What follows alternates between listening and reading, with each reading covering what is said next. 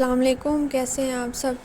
अच्छा, पिछले वीडियो में हमने पढ़ा था प्राइमर की टाइप्स पढ़ी थी और उसके बाद हमने स्किन टाइप्स पढ़ी थी कि कौन सी स्किन पे कौन सा प्राइमर जाएगा। तो आज हम पढ़ेंगे कलर करेक्शन और कंसीलिंग। कलर करेक्टर्स क्या होते हैं और कंसीलर्स क्या होते हैं, ये सारा मैं डिटेल से बताऊंगी। छोटा सा फ़र्क होता है, इतना मुश्किल कुछ लोगों ने बनाया हुआ है कलर व्हील को और कलर करेक्टर को, कंसीलिंग को, कब लगाना है, कैसे लगाना है, कौन सा शेड लेना है। तो ये सारी चीज़ें मैं आप लोगों को डिटेल से बताऊंगी कि कलर करेक्शन कौन से होते हैं, कंसीलिंग कौन सी होती है और कौन सा करेक्टर कहाँ पे लगाना है और कौन सा कंसीलर किस टाइम पे लगाना है, कौन सा शेड लेना है। ठीक है, तो ये सारी डिटेल मैं आप लोगों को बताऊंगी। आप लोगों ने वीडियो आखिर तक देखनी है। अगर आप लोगों ने पिछली वीडियो नहीं देखी है तो सबसे पहले आप लोग वो वीडियोस देखें ताकि आप लोग स्टेप बाय स्टेप चलें, इस तरह आप लोगों को आसानी होगी। तो आज हम पढ़ेंगे कलर करेक्टर। कलर करेक्टर्स क्या होते हैं। यूनिवर्स में हमें 3 प्राइमरी कलर्स मिलते हैं। ठीक है, वो कौन से होते हैं। सबसे पहले हमारे पास रेड आता है, उसके बाद हमारे पास आता है येलो और उसके बाद ब्लू आता है। इन 3 कलर्स को हम प्राइमरी कलर बोलते हैं और इनके कॉम्बिनेशन से जो हमारे पास कलर्स बन जाते हैं उनको हम सेकेंडरी कलर बोलते हैं। जैसे कि रेड और येलो को मिलाएंगे तो हमें ऑरेंज मिलेगा।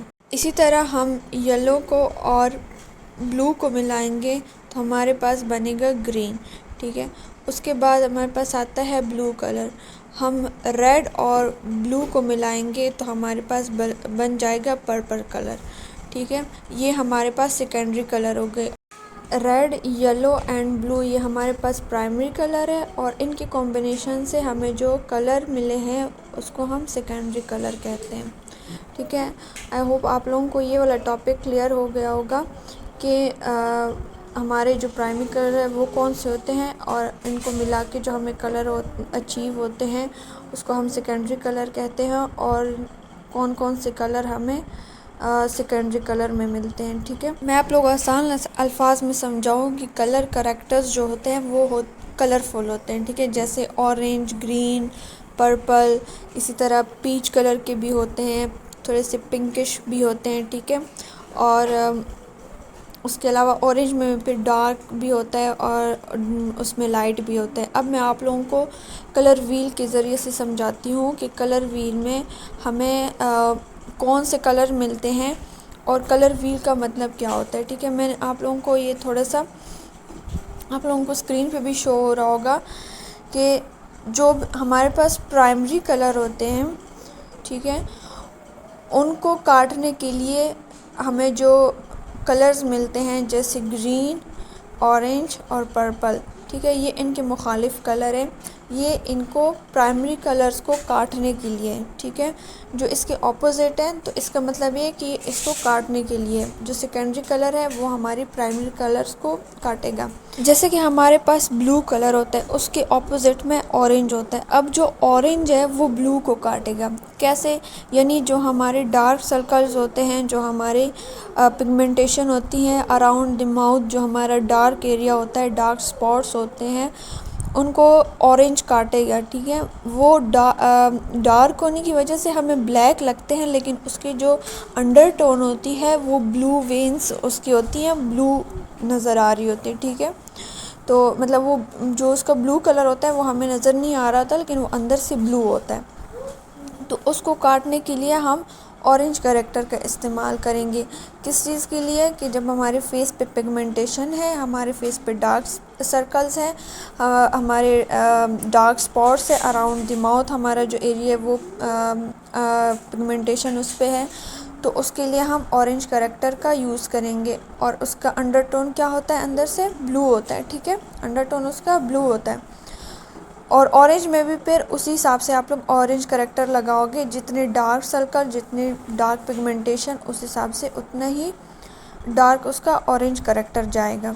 उसके बाद हमारे पास आता है प्राइमरी में येलो कलर आता है और सेकेंडरी हमारे पास पर्पल कलर आता है।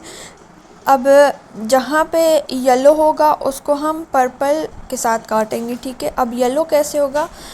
मीन्स के जिनकी स्किन जो है वो डल स्किन होती है। ठीक है, जहाँ पे डलनेस होती है वहाँ पे हम पर्पल करेक्टर का यूज़ करेंगे और ये बहुत कम क्वांटिटी में इसको यूज़ करना है।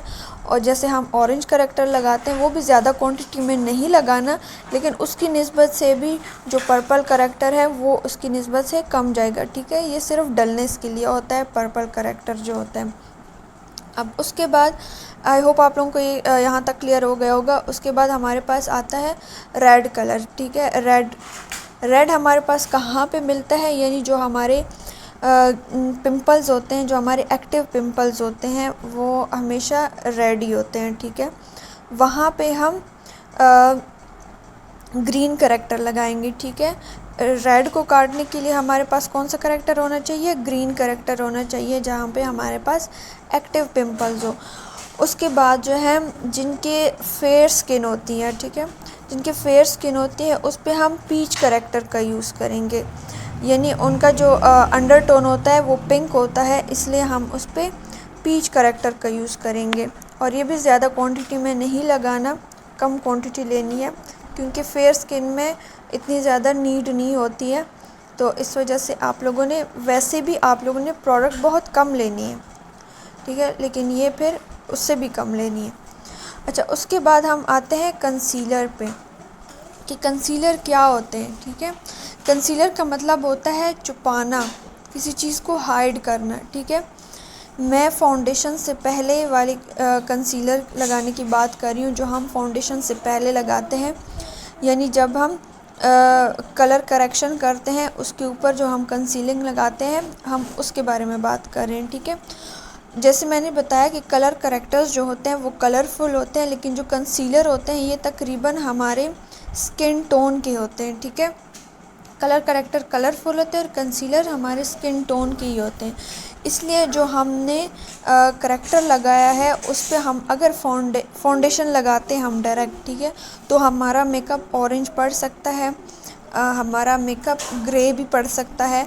तो इसलिए हम यहाँ पे कंसीलर का इस्तेमाल करेंगे, यानी अगर हमने ऑरेंज करेक्टर लगाया है तो उससे एक शेड या 2 शेड लाइट हम उस पर कंसीलर लगाएंगे, और जो हमारे स्किन टोन है उससे हम 1 शेड या 2 शेड डार्क कंसीलर लगाएंगे, ठीक है। करेक्टर फर्क समझ आ रहा है? जैसे कि मैं आप लोगों को एग्जांपल देती हूँ, ये मैं मिसाल दे रही हूँ कि अगर हमने कलर करेक्टर FS36 लिया है तो कंसीलर हम FS38 लेंगे या हम FS45 लेंगे।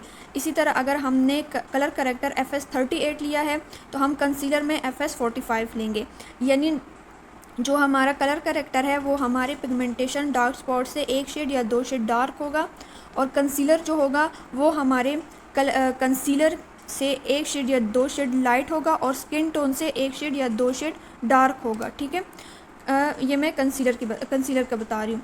इसी तरह अगर हमने कलर करेक्टर 45 लिया है, ठीक है, तो क्योंकि डार्क के हिसाब से होता है, जितना आपका डार्क होता है उस हिसाब से आपने कलर करेक्टर यूज़ करना है। अगर किसी के बहुत ज़्यादा डार्क सर्कल्स नहीं है, पिगमेंटेशन वगैरह कुछ नहीं है, तो उसके लिए हम पे 45 यूज़ करते हैं, ठीक है। अगर आपने FS45 लिए तो हम डायरेक्ट उस पर आइवरी लगा सकते हैं, ठीक है, क्रायलॉन के मैं बता रही हूँ।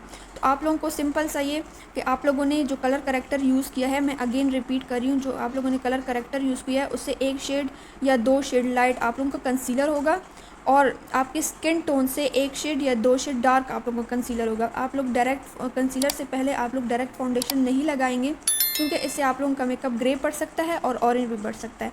आई होप आप लोगों को यहाँ तक समझ आ गई होगी। आप लोग मेरे चैनल को सब्सक्राइब करें, इस तरह स्टेप बाय स्टेप मैं आप लोगों के लिए वीडियोस बनाती जाऊँगी, और मिलते हैं फिर नेक्स्ट टॉपिक के साथ नेक्स्ट वीडियो में। तब तक के लिए अल्लाह हाफ़िज़।